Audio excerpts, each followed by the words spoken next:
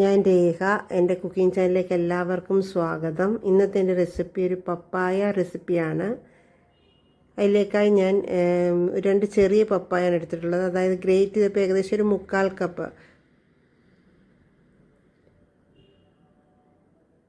അതിലേക്ക് 2 table spoon വെളിച്ചെണ്ണ, 1/4 teaspoon മഞ്ഞൾപ്പൊടി, 2 ടീസ്പൂൺ മുളക് പൊടി,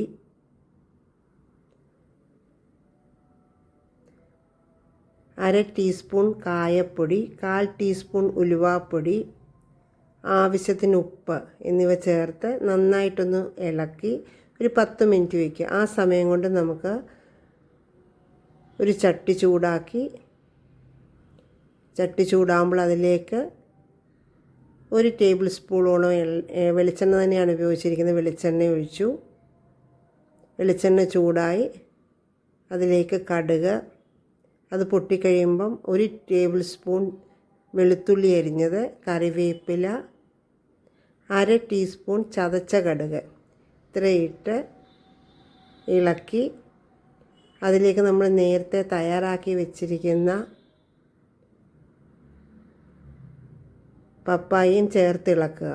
നന്നായിട്ട് ചൂടായി കഴിയുമ്പോൾ ഉപ്പ് പോരെങ്കിൽ കുറച്ച് ഉപ്പും കൂടെ ചേർത്ത് 3 ടേബിൾ സ്പൂൺ വിനെഗറും ചേർത്ത് ഇളക്കുക.